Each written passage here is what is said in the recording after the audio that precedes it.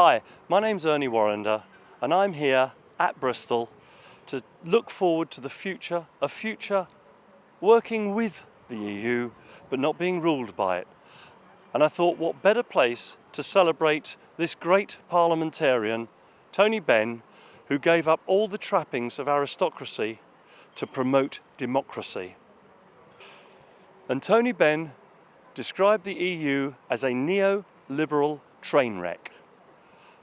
I think he was 99% right. I think it's a neoliberal train wreck waiting to happen. We need to get off.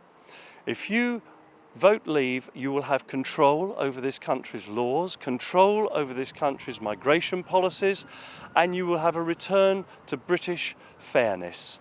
A British islands that over the years have introduced most of the social policies that the EU attempts to take credit for. Policies like emancipation of women, the National Health Service, the right to strike. So what I give you is a vision of the future, working, yes, sure, with the EU maybe as a trading partner. That's for sure as certain, because they won't turn their back on us, but a vision of a modern society as you see here. Hi everyone. Ernie Warrender at Bristol, and now comes the really thrilling part of the EU debate, economics. If you read this,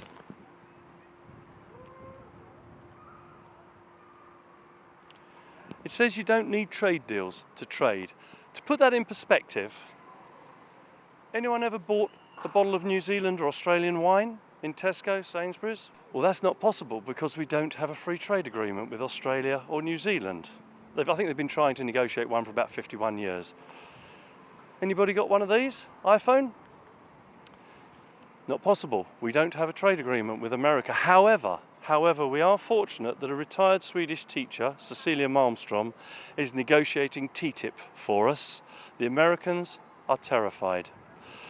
I think that if we end up with TTIP, with an American company's ability to sue, for example, say our NHS in America, subject to American law, that will be a tragedy. And I am 100% certain that we can negotiate a much, much better deal with our American cousins than Miss Cecilia Malmström. Trade is about having a product to trade with. The EU is a customs body that encapsulates tariffs of between 4 and 10%. So for example's sake, you will pay nearly 10% on things like cars and wine because they are economically sensitive issues. The world tariff average is 1.04%. I think I know what I would sooner pay. When you vote Leave, you'll be voting to reduce your overheads, not increase them, and you'll be voting to make us a free global trading power. Thank you very much. Hi, Ernie Warrender at Bristol. I'm here with William Tyndall, who translated the Bible into English in the mid-16th century and was imprisoned in Brussels and subsequently strangled to death and burnt at the stake. Perhaps, William, you could give us a few words what you think of the EU. Rubbish!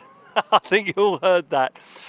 The EU, in my opinion, has been strangling British industry, British culture, and we need to take back some control because most importantly, it has strangled British democracy. And that is the one thing. You know, Churchill once said, democracy isn't actually great, it just happens to be a bit better than all the other forms of government. When you come to it on Thursday, please bear that in mind and vote Leave. Thank you.